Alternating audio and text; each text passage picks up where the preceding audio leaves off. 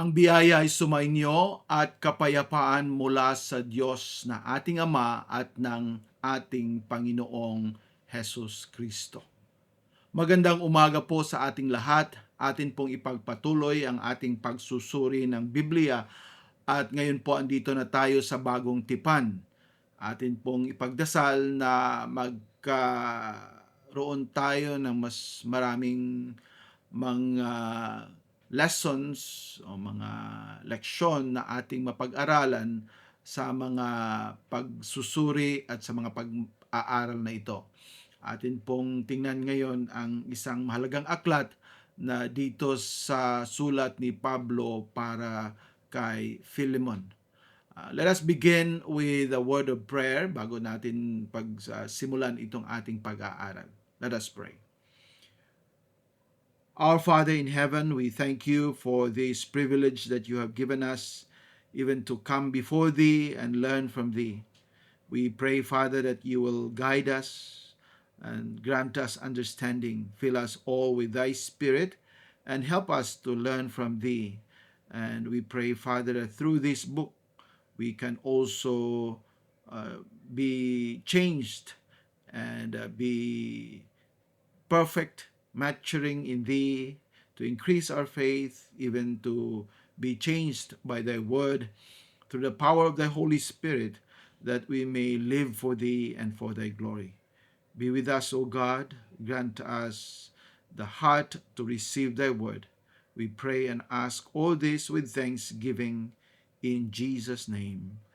Amen. At ngayon po ating pag-aralan ang sulat ni Pablo para kay Philemon. Ito po ang katapusang sulat ni Pablo sa tatlong o apat na sulat niya para sa mga sa isang tao. Alaman natin na may sulat siya kay Timoteo, para kay Tito, at ito naman ay para kay Philemon. Dalawa yung para kay Timoteo at isa kay Tito at isa dito kay Philemon. So, ngayon po ating tingnan itong sulat na ito, and we know na in English it is known as the Epistle to Philemon or Philemon. And in Greek, it is Epistolae pros Philemona. And we know in Tagalog, kay Philemon. Sulat ni Pablo kay Philemon. Si Philemon po ay taga Colossae. At makikita natin dito sa map na ito po ang syudad ng Colossae. Hindi po ito sinabi o sinulat sa Aklat ng Mga Gawa na si Pablo ay pumunta dito sa Colossae. Wala pong kahit anong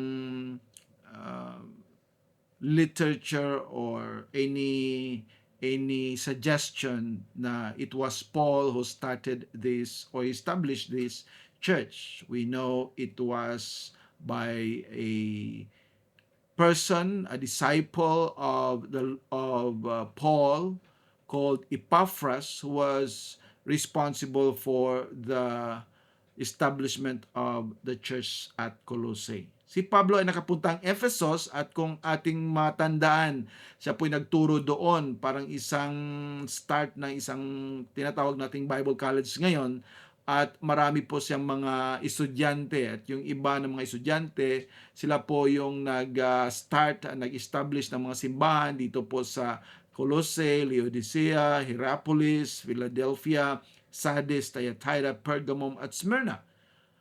Ito po yung resulta ng kanyang pagtuturo noon. Wala pong sinabi ang Biblia na si Pablo ay nakapunta sa mga lugar na ito. Kaya the best na ating assume, or meaning by also reading the writings of the church fathers, we know na itong mga simbahan na ito ay nagsimula dahil sa mga disciples ng Apostol Pablo nung siya nagtuturo doon sa Ephesus.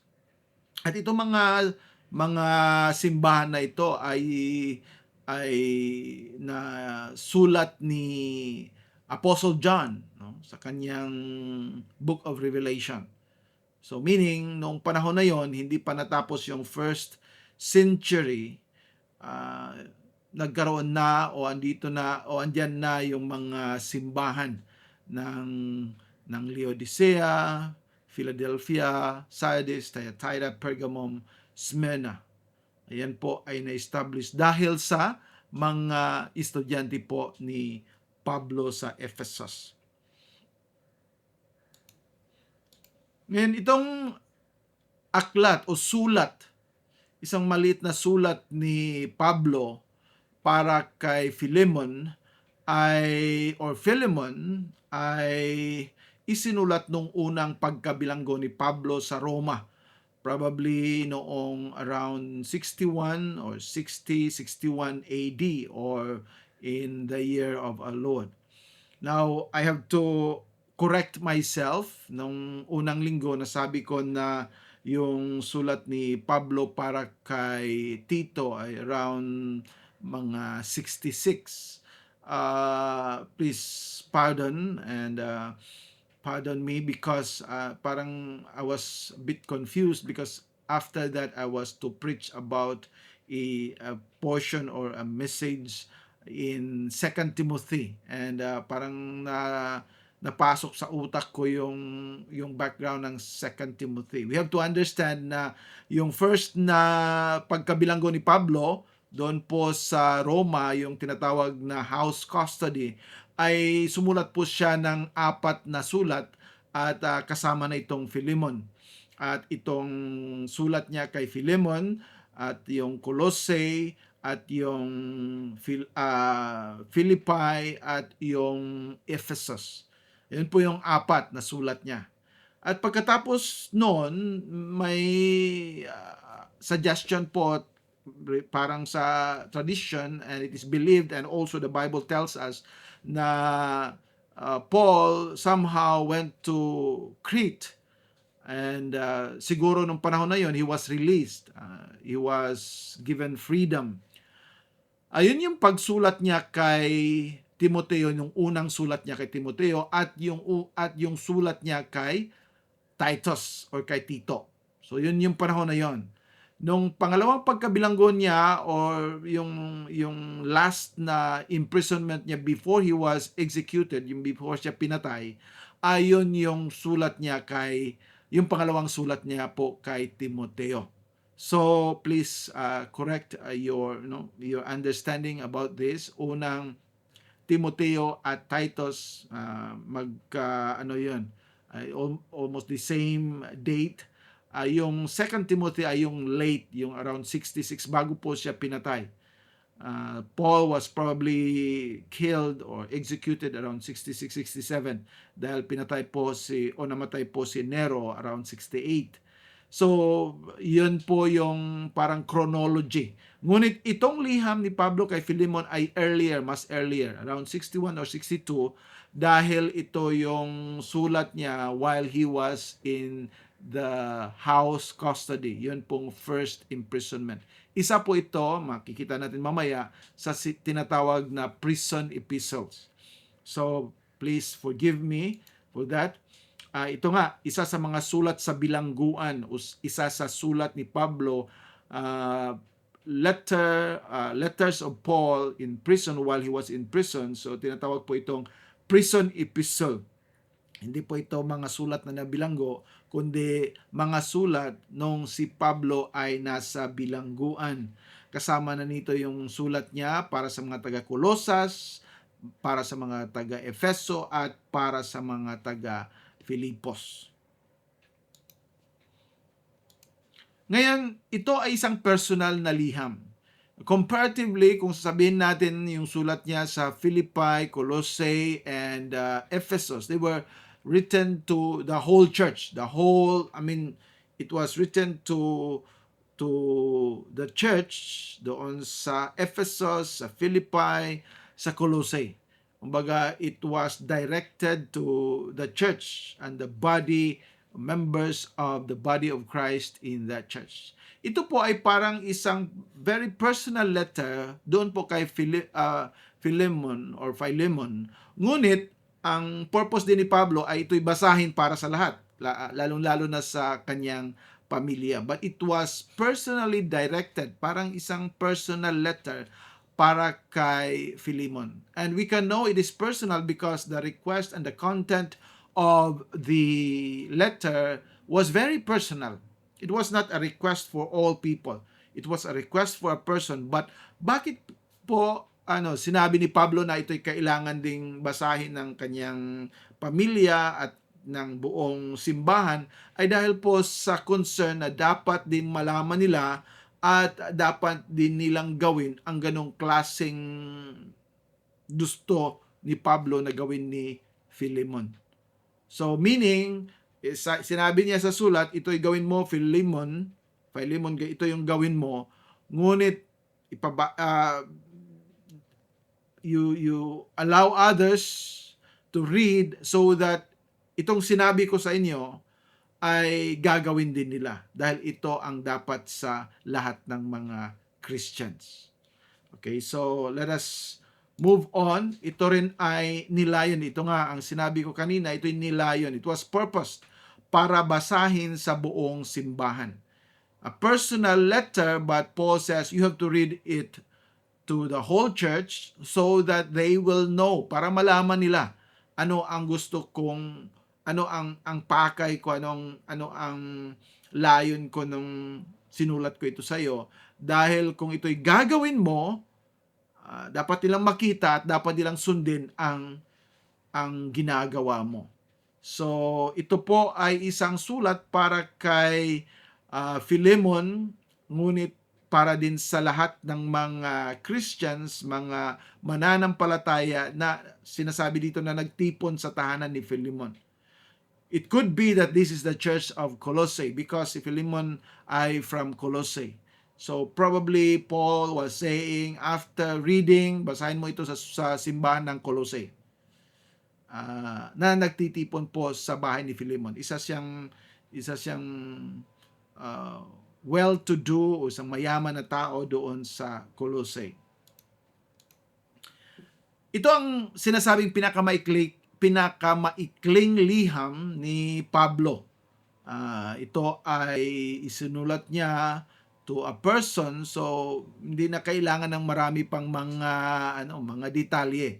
He was direct to Philemon. And it seems na dahil sa personal at direct na letter na ito, it seemed na it was Paul really who brought Philemon to the faith. Parang siya yung nag-lead kay Philemon or Philemon sa paniniwala kay Panginoong Jesucristo. The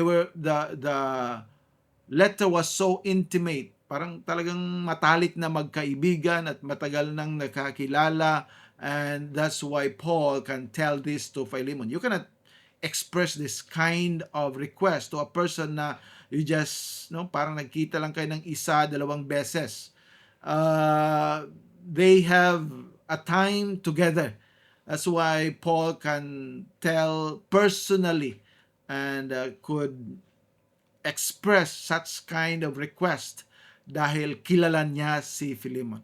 Yan po ang mahalaga sa isang pastor para sa kaniyang mga members. They need to know their members and they need to know their concerns, and when there are problems and there are instructions, he can bring it directly, personally, with compassion, with pity, and of course meron yung closeness na you can easily tell him of things na mahirap sabihin sa mga taong hindi mo talaga kilala.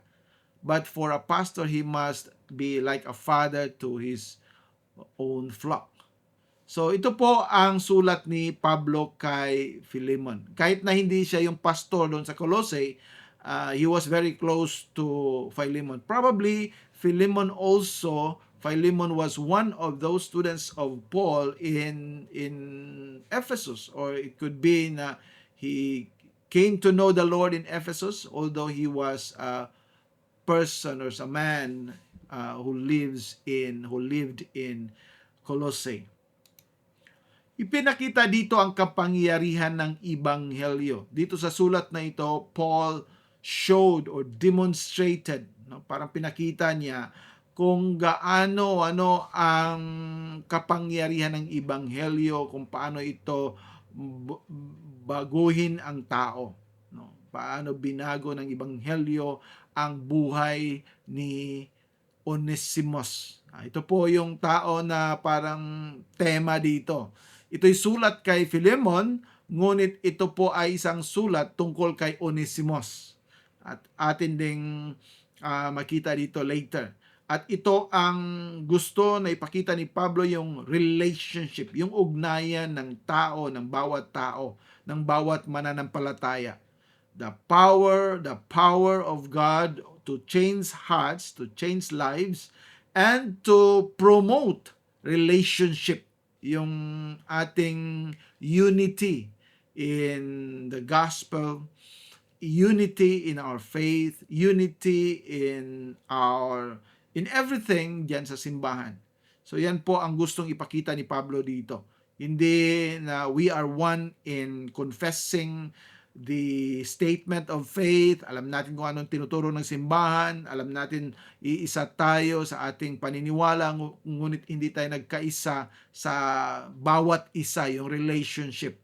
So sabi ni Pablo dito sa sulat na ito, hindi lang yung unity natin is in the doctrine, unity din tayo in the application of the doctrine, in the practical sense na ginagawa natin itong mga bagay na natutunan natin. Because it is useless to just one in knowledge and different in application. I mean, there are, of course, a little bit of differences in how we apply these teachings, but there must be uniformity. Ito yung pinag-usapan natin nung unang linggo, di ba? Yung ating ethical standard, yung ethics, kung ano yung wrong or right, yan yung ethics. Kung paano natin malaman kung ano yung tama at mali, ay iisa lang diyan sa Biblia. Dahil ang Biblia nagsasabi na ito'y tama, yan ay mali. Pero hindi lang sa knowledge tayo nagkakaisa. When we apply this in our lives, we know we have one standard, so we have one application. No? Hindi pwedeng, yan, sa Biblia yan, pero sa amin hindi. Hindi yan pwede. We have to apply what the Bible says. Of course, there are little bit of differences because there are cultural and there are other things na hindi talaga sinasabi ng Biblia, at hindi kailangang we have to be strict with that, no? Katulad ng ating behavior in the way we eat, no? Kung ano yung mga pagkain natin, it is influenced by the way we lived in our places, no? Yung timpla tayo mga Pilipino, mas maalat, yung iba matabang. Hindi tayo parang hindi tayo magkaisa dahil iba yung gusto ng ibang tao. But of course, sa ganung mga small matters, hindi na natin kailangan pag-awayan pa. So, merong uniformity in the ethical sense na alam natin yung mali at tama spiritually, at yung ating application ay iisa. So ngayon, dito sa sulat na ito, naranasan ni Onesimo, yun yung center dito, para siya yung star dito sa sulat na ito, ang kapangyarihan ng Ebanghelyo. Dahil siya ay nababago. Ang kapangyarihan ng Ebanghelyo na binabago at nakapagbabago sa kanyang buhay. Na dati ay hindi siya taong napakinabangan, ngunit ngayon ay kapaki-pakinabang. Yan yung expression ni Paul dito. Noon, wala siyang silbi. No? He was a man who was worthy of, no? Noon kasi yung mga slaves, by the way, Onesimus was a slave of Philemon. So kung may ginagawa kang masama doon sa amo mo, in those days, the owner has the right even to put you in prison or to kill you. Why? Ano yan para kang isang property, hindi ka isang parang human being. You are a property. And because you're a property, the Lord, the master, yung amo mo, has all the rights to do whatever sa inyong buhay, lalo na kung may ginawa kang talagang masama. So ngayon, ito ang tingin ng tao kay Onesimus dahil sa ginawa niya. Nung ginawa niya, hindi natin alam, hindi naman sinabi sa Biblia, ngunit hindi siya kapaki-pakinabang, wala siyang silbi. Ngunit ngayon, dahil sa gospel, dahil sa pagbabago ng kanyang puso at kanyang buhay, by hearing the gospel and by the power of the indwelling Holy Spirit sa kanya, ay ngayon ay he is so useful. He is profitable. Yan ang term ni Pablo sa kanya. Noon, hindi siya profitable. Ngayon, he is very profitable. And that should be the case of believers, of Christians. Hindi na noon, hindi ka pa Christian, unprofitable. Ngayon naging Christian na unprofitable pa rin. Walang pagbabago. Hindi yan pwede. Kung nagbabago lang yung bibig mo na nagsabi ka ng Christian ka at yung sinasabi mo at binabasa mo Biblia, pero sa buhay mo walang pagbabago, ganun ka pa rin nung hindi ka Christian at hanggang ngayon na Christian ka, walang change yung buhay mo, there is a question. It's as if walang power yung gospel sa inyong buhay. Walang power yung banal na espiritu sa inyong buhay. Walang pagbabago So ngayon, ito yung nakita sa buhay ni Onesimo. Kaya hinimok ni Pablo, he was trying to persuade. Hinimok ni Pablo ang kanyang kaibigan, itang kaibigan hindi lang kaibigan kundi kapatid. At matalik na kaibigan at matalik na kapatid, very close brother, Philemon, na bumuo ng isang bagong relasyon kay Onesimo. Ito'y mahirap. Because in the culture of Greek and Roman, the way, sabi natin kanina, yung culture ay merong influence sa buhay natin. And in the Greek and Roman culture, you have the right and you have you can do anything sa taong gumawa ng kasalanan, especially sa kanila na mga slaves. Because they were properties. They were just bought. Binili sila doon sa palengke. Para silang mga hayop andon tinatalian at yung mga amo ay pupunta doon, kailangan bibilhin ko 'yan. Aking property 'yan. So kung siya gagawa ng isang kasalanan dahil he is just a little bit higher probably of a parang oxen o isang baka, ay pwede niyang magawa yun. Baka pwede katayin. Yung tao naman, pwede niyang ilagay sa priso. O pwede niyang ipapatay kung talagang malaki yung kasalanan. He has the right. So, yung si Onesimo, ang kanyang alipin, ay tumakas. Tumakas galing sa kanya. Maraming mga comments dito. Most of the comments na makikita mo, probably he stole money. Pero wala naman tayong proof na ganun talaga.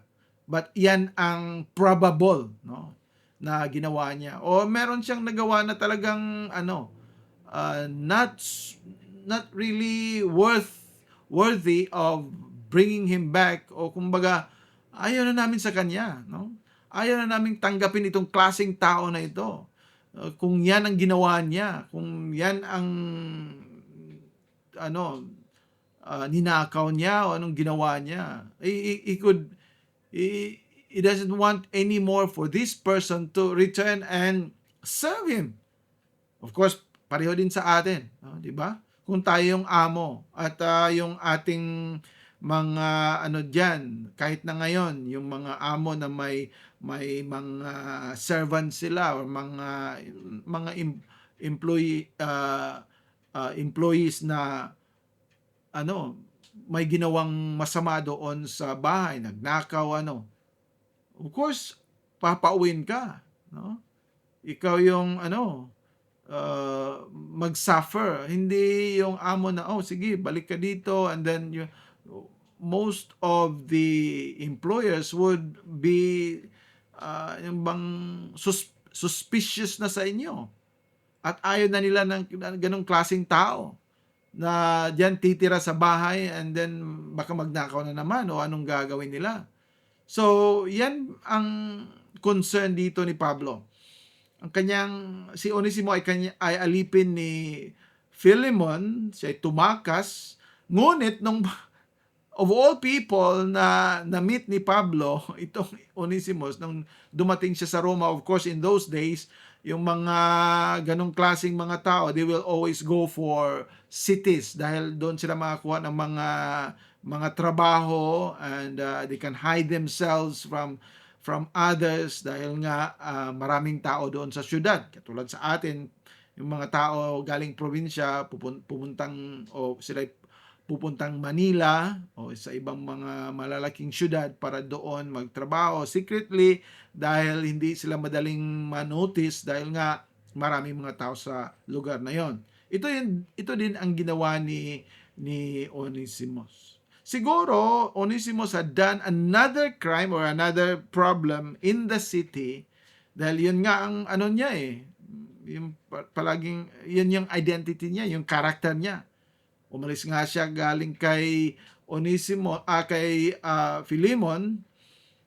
Itong si Onesimus naman ay baka gumawa siya ng ibang ng naman na isang crime. So si Onesimus, nung nakagawa siya ng isang crime, ay siguro na napasok doon sa sa isang bilangguan o ginawang alipin ng mga mga guards diyan sa sa priso, inuutusan doon sa mga sundalo, at kaya he was able to meet, natagpuan siya o siya nagkatagpo kay Pablo.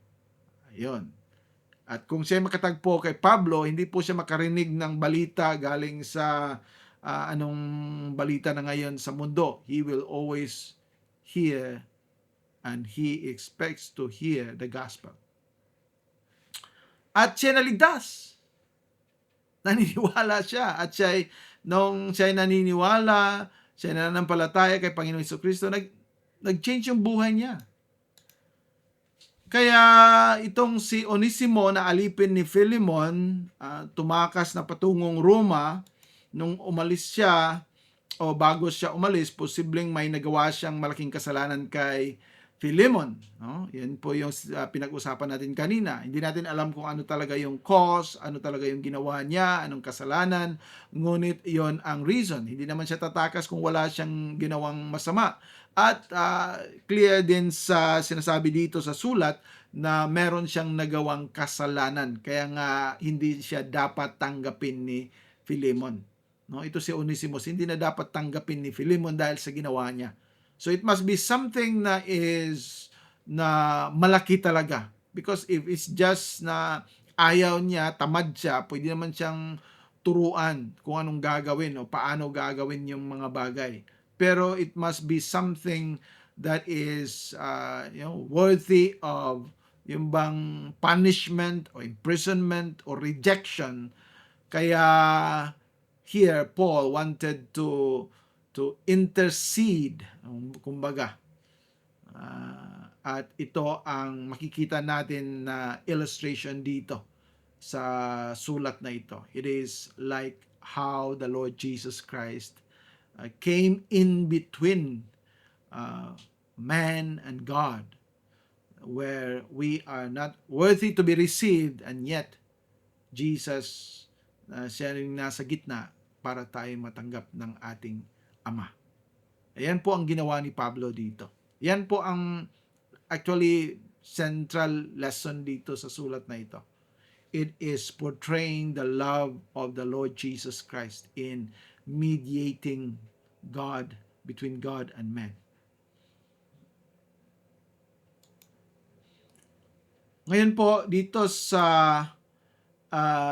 ito yung napag-usapan natin kanina din, na habang nasa Roma si Onesimo, ay he was acquainted or he met Paul, at nung nakita niya si Pablo, nakarinig siya ng Ebanghelyo, ang banal na espiritu ay nag-work sa kanyang puso at siya nananampalataya kay Panginoong Jesucristo at naging Christian siya.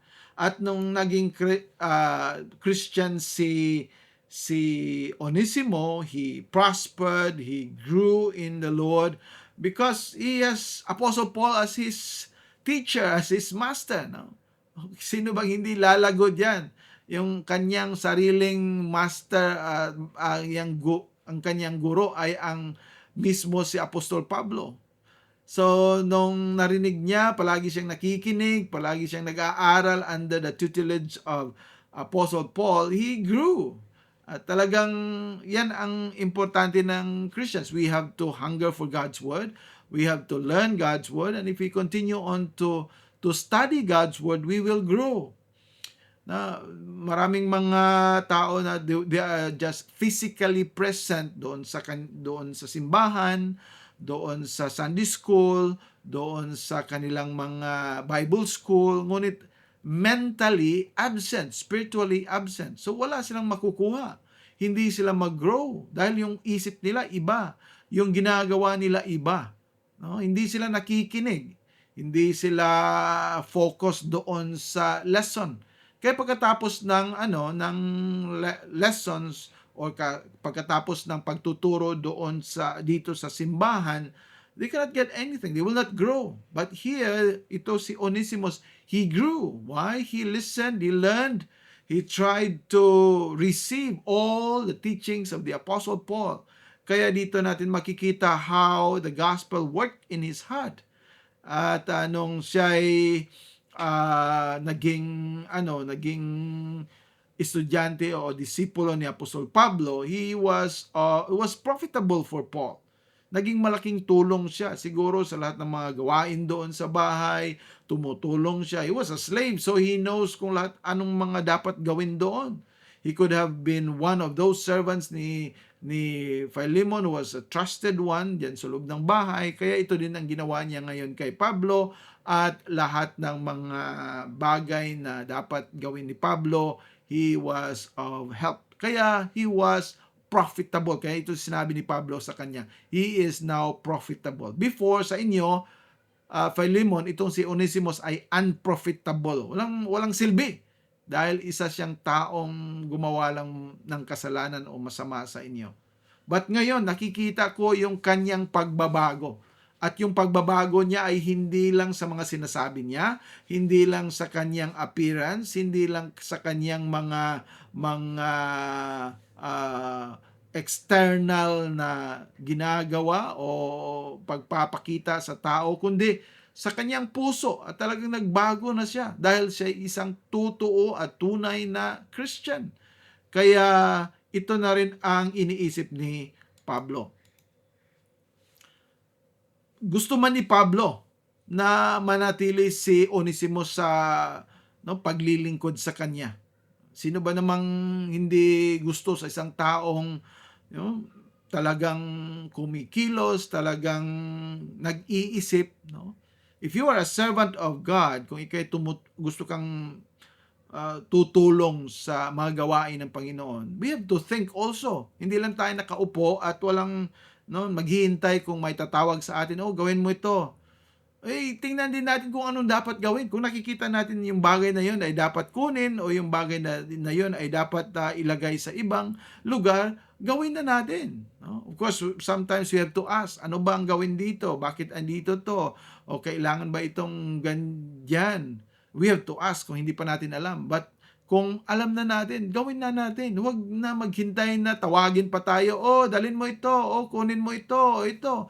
That is a kind of an unprofitable servant. Kailangan mo pang pagsabihan. Of course, sa mga beginners, that will be normal, but for those na alam nila na hindi lang yung bang sa bibig natin yung magsasabing opo, opo.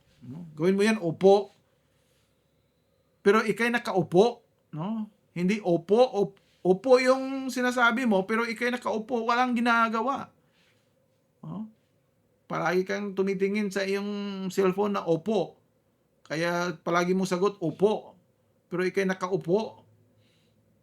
No, kailangan nating gawin yung dapat gawin dahil yan ang dapat sa isang servant, sa isang naglilingkod kay Panginoong Jesucristo, naglilingkod sa simbahan. We must be active. Pero nung nakita ni Pablo, itong tao na ito, siguro nirelate din ni Onesimo itong nangyari. Na noon, ganyan ako, wala akong paniniwala sa Diyos, wala akong pananampalataya, hindi pa ako Christian, yan ang ginawa ko. At sa laki ng kasalanan ko, natatakot ako, kaya umalis ako galing sa bahay ni Philemon at nandito ako. Siguro nagulat si Pablo, ha? Galing ka kay Philemon? Kilala ko yung tao na yon. Oh, yung si Philemon, yung taga Colossae. Sabi siguro ni Onesimo, oo nga. Oh, kilala ko yon. Oh, isang Christian yon. No? Naniniwala siya kay Panginoong Jesucristo na naging matalik kaming kaibigan, close kami sa taong yan. There are times like that na ganun yung mga experience natin, di ba? Of all people na napuntahan ni Onesimos, ito yung kaibigan ni Philemon. Sige, gulat na gulat si Pablo. Oh, ito pala ay isang galing sa isang kaibigan ko. Kaya nung nalaman ni Pablo, sana gusto niya palaging nasa side si Onesimos dahil very useful siya eh. Siguro siya nagwawalis, naglalabaw, ano bang ginagawa niya. Hindi siya talagang palagi siyang nag-serve, naglilingkod kay Pablo. Sayang naman pag aalis ito, wala nang tutulong sa akin. Pero hindi. Hindi iniisip ni Pablo na palaging ako lang yung mag-benefit sa kanya. Kailangan niyang i-reconcile dahil nga siya isang taong nagkasala noon sa isang kapatid, isang Christian. At kung yung tao na yun ay palaging nag-iisip ng masama kay Onesimos at ngayon siya ay isang Christian na, hindi dapat ganon. So, ngayon, kailangan na tugunan ang pagkakamali ni Onesimo laban sa kanyang Panginoong si Philemon. Kaya sabi ni Pablo, uwi ka muna doon. Sigurong unang response ni Onesimo, ano kaya? Baka patayin ako ni Philemon. Naniniwala naman si Pablo na hindi. Christian yun eh. He's a believer. Hindi niya gagawin yon. Pero sabi ni Onesimo, oo nga, pero may right siya na gagawin yun dahil sa ginawa ko. He has all the right to do that. Hindi yun kasalanan sa harap ng mata ng tao dahil nagkasala ako, worthy of such persecution or whatever. He might put me in a prison o magbabayad ako kung yung pera yung naging kasalanan niya. So ngayon, we don't know kung si Onesimos yung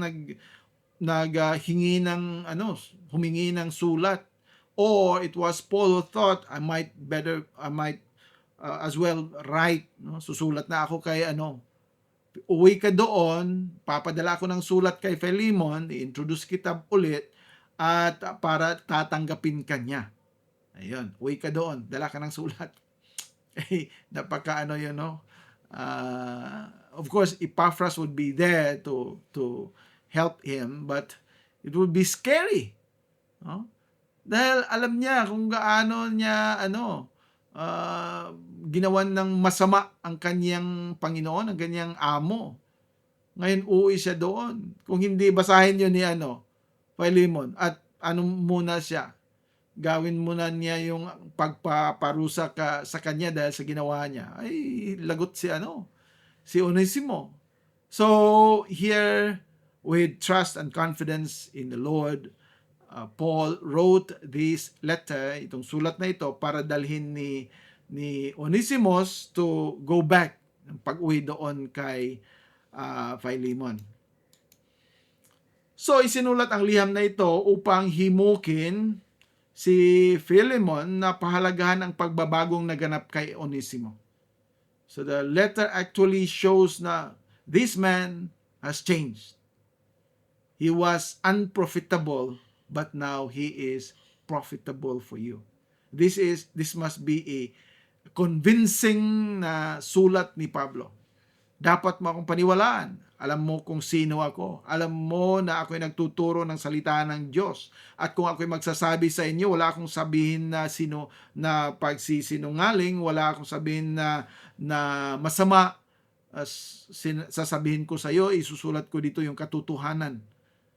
So yan ang trust ni Apostle Paul to this man. Kung hindi Christian si Philemon, ay hindi na siya kailangang susulat at siguro hindi na sasabihin ni Pablo na uwi ka doon. Dahil there is a great possibility for Onesimus to suffer.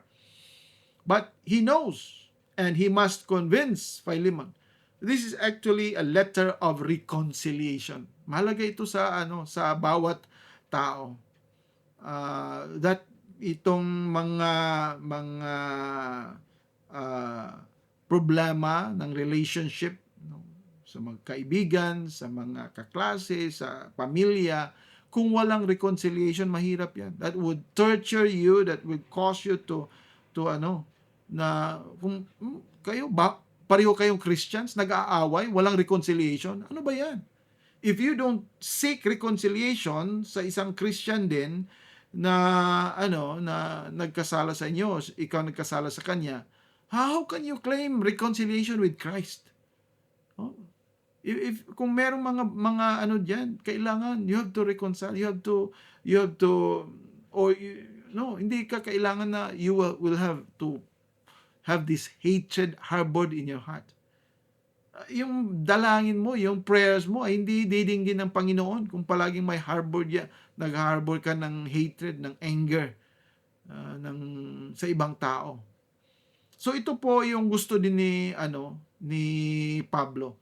Dahil si Philemon siguro, dahil hindi niya alam kung saan na si Onesimo, every time na ma-recall niya yung ginawa ng tao, talagang magagalit ka. Sino ba naman na hindi magagalit sa ginawa ni Onesimo? Parang ma-vex ka ba? Bakit ba yung tao na yun? Ang bait ko sa kanya, binigyan ko pa siya ng ganon, ganyan, tapos ito yung ginawa niya. At kung walang reconciliation, that would remain in the heart of Philemon. Although, siguro sabihin ni Philemon, I will forgive him. But every time na ma-recall niya, he will always think na, grabe naman yung tao na yun. Huh? Yes, I forgive him, pero bakit naman ginawa niya yun? Yan ang So as Christians, we should be able to reconcile. Okay? Try to recall yung mga taong nasasaktan mo at ikaw yung sinaktan nila. You have to be open for reconciliation. You don't have to harbor hatred and anger in your hearts. Hiniling na tanggapin si Onesimo hindi bilang isang alipin, kundi bilang isang kapatid na iniibig. Yan ang malaking request din ni Pablo. Pwede sana na sabihin ni Pablo na, ay, patawarin mo naman itong alipin mo. Christian na siya eh. Pwedeng babalik diyan sa inyo at maging mag-serve sa inyo kung ano man yung utang niya, ano man pagkakasalan niya. Pwede mong pagtrabaho siya ng ilang taon para mabayaran niya yung kanyang utang o kanyang ninakaw o anong kasalanan, hindi natin alam. Pero ngayon, ang request ni Pablo ay mahigit pa. Dahil yung sinabi niya, tanggapin mo si Onesimo hindi bilang alipin. Ha? Nagkasala na nga yung tao sa akin, pwede ko nga siyang dalhin doon sa bilangguan. Ngayon, tanggapin ko siya hindi bilang alipin, kundi bilang kapatid. At hindi lang kapatid na iniibig. Wow, that's a big, huge request ng ni Pablo kay Philemon. Mahirap yun. Madali nating sabihin na tanggapin mo yan, pero kung makita mo yung tao at nung ma-remember mo yung ginawa niya, you cannot just easily say, oh, welcome, brother. So, welcome, pero pagkatapos sa harap, sampalin siguro. Sa atin ganun, di ba? I mean, kay Philemon, we thank God na ganun yun. Pero sa akin, I would still have to pray hard, pray more that God would grant me that yung puso na tatanggap. Dahil we are all sinful people. At yung kasalanan sa puso natin, hindi madaling mawala yon. Magagalit tayo kung makita natin yung tao na yon. And to satisfy our anger, our wrath against this person, sometimes we just do things na hindi dapat gawin sa isang Christian. Ngayon, gusto mo pa na gawin ni yung sinabi ni Pablo, tanggapin mo bilang kapatid. Bilang kapatid na iniibig, paano ko ibigin itong tao na ito? But that is a big request, not only from Paul, but that is actually what God wants us. Dahil, yung buhay ni Onesimus ay isang pagpapakita kung sino tayo sa harap ng Diyos. Ganun tayo. Mas malala pa nga yung kasalanan natin sa ginawa ni Onesimus kay Philemon. Tayo hindi na dapat tanggapin. Malayo pa tayo, dapat na tayong barilin. Hindi pa tayo makabalik, dapat na tayong pinatay. Dahil sa kasalanan natin. You like it or not, ganyan tayo lahat. Don't think na you are worthy to be accepted by God. No. You are a sinner, worst sinner. Sinner to the core. Lahat tayo makasalanan. Don't think na you are worthy of God's forgiveness. Lahat tayo. We are not worthy of God's forgiveness. It's only through the Lord Jesus Christ that we are accepted. It's as if, like Paul, sinabi ng anak, ama, tanggapin mo ito. Binayaran ko na yung kasalanan niya. Alam mo, yung lahat na parusa na dapat niyang tanggapin, binigay mo na sa akin. Dapat mo siyang tanggapin. And of course, the Father is lovingly will love to welcome us because of His Son. At yan din ang pinakita dito ni Pablo. Philemon,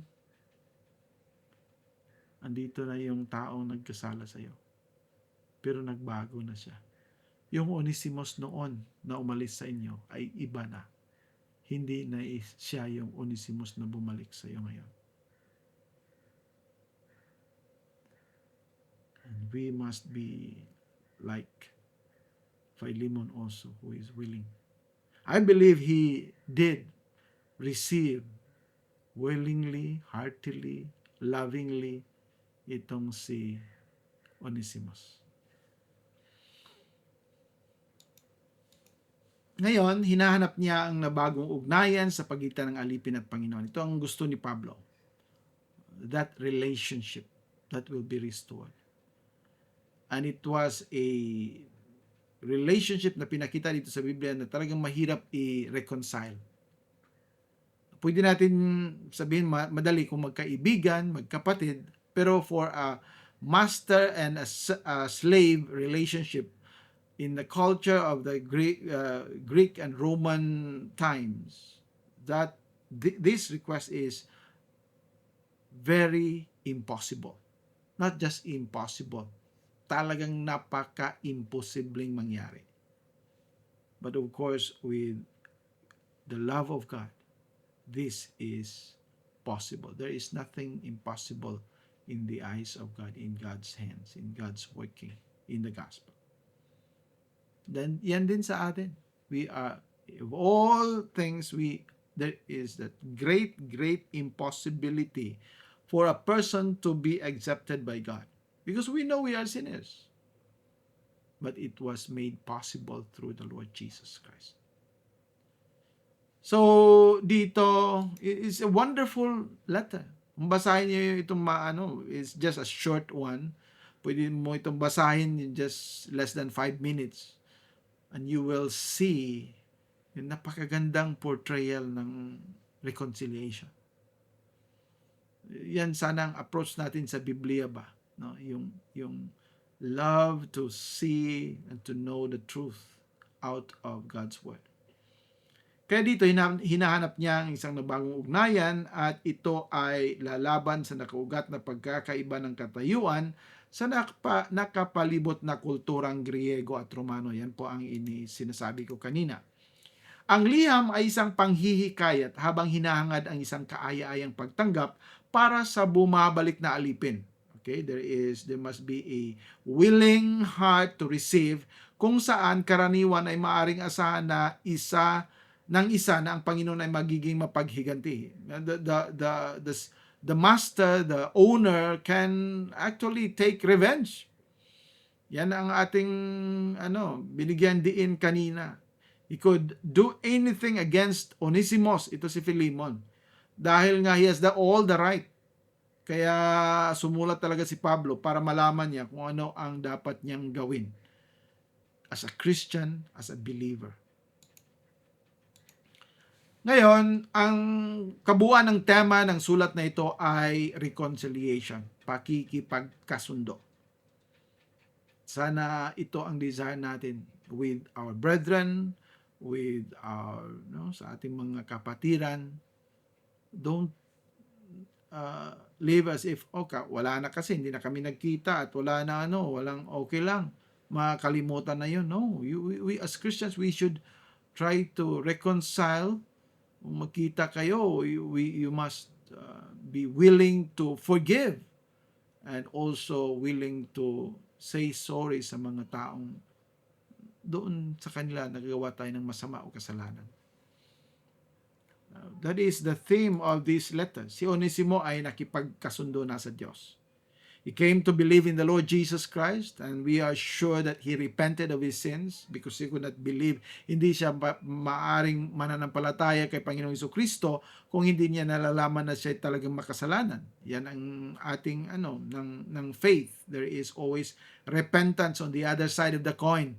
Sa kabila yung repentance, sa kabila yung faith. You cannot have true, genuine faith if you do not acknowledge yourself as true, genuine sinner. At kung you realize that you are a true, genuine sinner to the core, the opposite of that is you must have faith in God. Dahil alam mo wala kang magagawa dahil ikay makasalanan.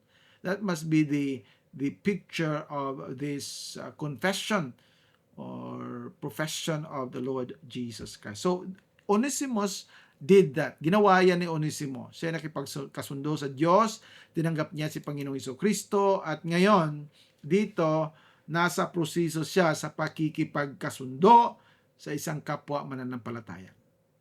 Now, before God, we can be reconciled through the Lord Jesus Christ. But before men, yan, mahirap. Dahil men will always be vengeful, nag-iisip ng paghihiganti. Yan ang yan ang tao. Natural yan sa bawat tao, sa puso ng bawat tao. So if given a chance, then Philemon can do that. And so it's scary for Onesimus to come back. Pero yan ang kailangan, yung reconciliation, at dapat ni Onesimus handa niyang tanggapin kung ano mang gagawin ni Philemon sa kanya dahil he is worthy of such punishment dahil ginawa niya kasalanan Pero ngayon, gusto niya makipagkasundo. He wants to be reconciled. He wants to be forgiven. He wants to pay back kung ano yung nagawa niya against Philemon. Kahit anong kasalanan yung nagawa niya. So, the content of itong batayan ng panawagan ni Pablo kay Philemon ay ang sukdulang Kristiyanong bertod ng pag-ibig. The basis is God's love. The basis is the love of Christ towards us. Wherein yung ginawa ng Panginoong Jesucristo para sa atin, siya ay namatay para sa atin, siya nagbigay sa kanyang sarili para siya yung tatanggap ng parusa na dapat nating tanggapin. And when we are reconciled to God, hindi na tayo tatanggap ng parusa. Hindi na tayo katulad ng na matatakot na tayo maghiganti yung Diyos. Wala. There is therefore now no condemnation to them who are in Christ Jesus, who walk not after the flesh. Yan yung pong katotohanan ni sinasabi ni Pablo. Ito si Onesimus, of course, he will be scared dahil he will be facing Philemon. So ngayon, the basis is God's love. Itong virtue of love, itong pagmamahal, pag-ibig ng Panginoon para sa bawat isa. And if Philemon will understand kung ano yung ginawa ng Diyos para sa kanya, then he must be ready and willing to give that love to Onesimus. Kung maintindihan na, ganun tayo eh. If we do understand kung paano tayo niligtas, kung paano tayo pinapatawad, kung paano binabayaran ng Panginoon Jesucristo ang parusa ng ating mga kasalanan, kung maintindihan natin yan, handa din tayong makipagkasundo sa mga nagkasala sa atin. Dahil pinatawad lang tayo eh. Please understand that. Yan ang malaking pagkakamali ng maraming Christians. Nag-claim tayo na pinapatawad tayo nire-reconcile ng Panginoon, tayo binigyan niya ng buhay na walang hanggan, tayo pinapatawad niya. Ngunit, hindi tayo makapagpatawad ng iba. We cannot reconcile ourselves to others. We claim to be reconciled to God. We think they have more sin against us than us against God. Di ba? Ganun yung paniniwala ng tao kung hindi siya makapagpatawad sa kanyang kapatid. Kaya pinuri si Philemon para sa pag-ibig na ipinakita niya sa lahat ng mananampalataya sa lugar na yon. So gusto ipakita ni Pablo dito, he was not flattering Philemon. He was not saying, ang galing mo Philemon, bait mo, kaya sa kabaitan mo, ganitong gawin mo. No. He was telling Philemon yan, mabuti yan, mabait ka, ganon. Pero kahit sa ginawa mo, kailangan mong gagawin ang dapat as a Christian, and that is to forgive. Yung mga ginawa mong kabutihan dyan, yung pagpapaano mo sa bahay nyo, pagpapagamit ng bahay nyo bilang simbahan, that is nothing that is hindi acceptable ng Panginoon kung you still have that hatred against Onesimus. So, ito ang mas importante na gagawin mo. Kailangan na sundin mo yung aking request dahil yan ang ikabubuti sa buhay mong, sa buhay Kristiyano sa inyo. Ano bang nasa ang laman dito sa sulat na ito? It's a very short letter nga. It is just 25 verses, one chapter. Ito yung pinakamaikling sulat ni Pablo. Una diyan, meron siyang greetings, yung kanyang pagbati. Sabi din dito, ini-introduce niya yung kanyang sarili at sinasabing siya ay nasa bilangguan, na bilanggo ni Jesus Cristo. Ngunit, sinabi niya, ako nabilanggo dito hindi dahil nagagalit ang taga-Roma sa akin, hindi dahil ako'y nagkasala, kundi ito ang gusto ng ating Panginoong Jesucristo para sa atin, para sa akin. Yan ang ni Pablo, na he accepts everything in his life, kung ano mang nangyari, dahil alam niya, God is sovereign. He's in control. And because He's in control of everything, kahit man nasa bilanggo ako, kahit man nagugutom ako, nagkasakit ako, ito ay will ng Panginoon. At dahil ito ang will ng Panginoon, I know God's will is always good for me. Hirap, no? Minsan sa atin, nagreklamo tayo, nagkasakit ako, ganyan yung ko, ganyan ang nangyari sa buhay ko. Mahirap. Hindi tayo makapag sabihin natin, praise the Lord, kahit na kung tayo may problema sa buhay. But in all these things, we have to understand as Christians that God allowed this in a good purpose. It could be that God wants to chastise us, to remind us na tayo nagkasala, o God wants us to be strengthened in Him, na para maging matatag yung ating pananampalataya, paniniwala sa Kanya. But all of this would amount to strengthening us.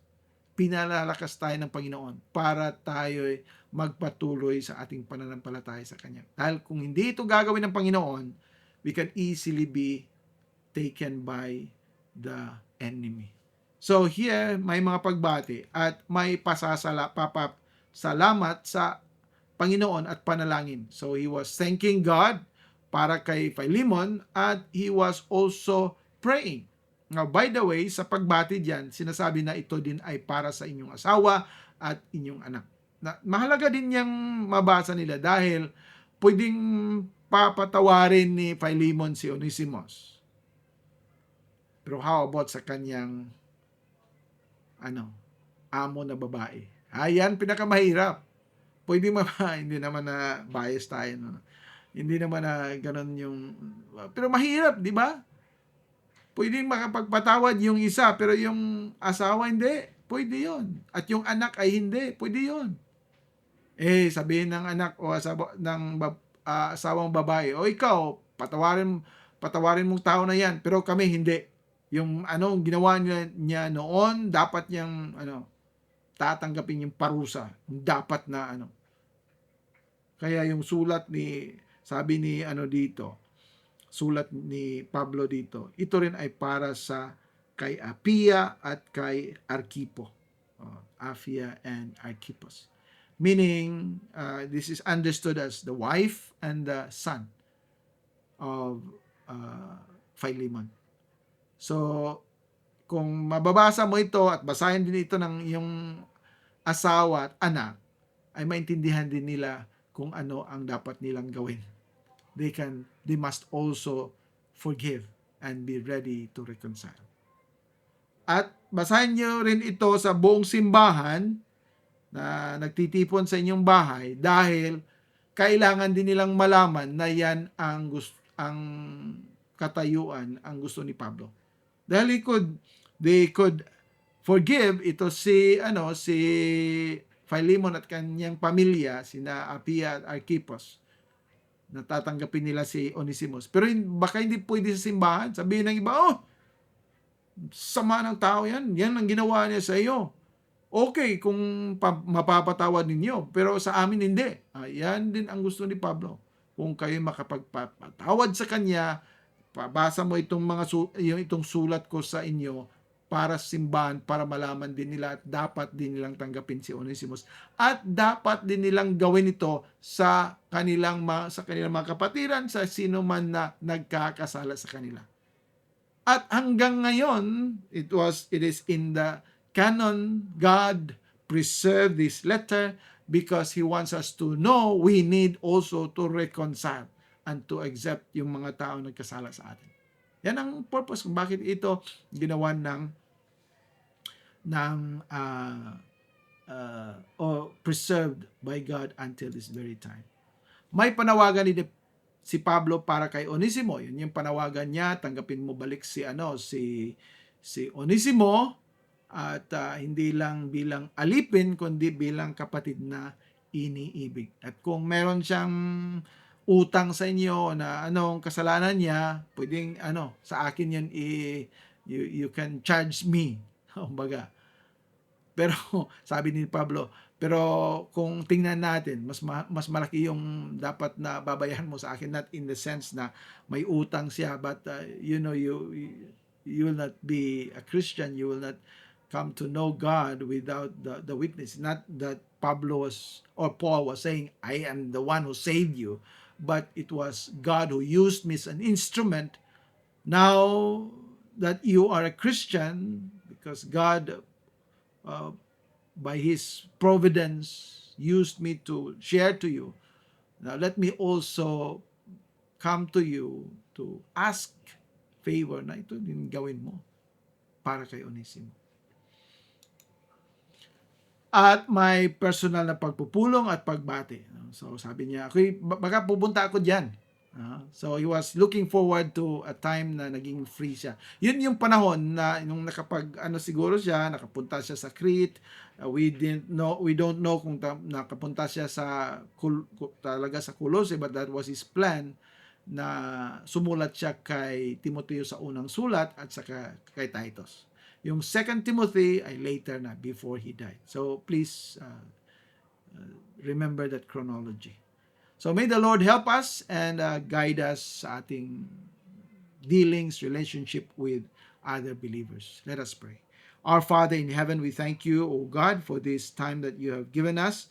We pray that we will learn much from thee, and not only to learn in the theology, but to apply it in our practice as we forgive, reconcile with our brethren. We pray and ask all this with thanksgiving in Jesus' name. Amen. Magandang salamat po.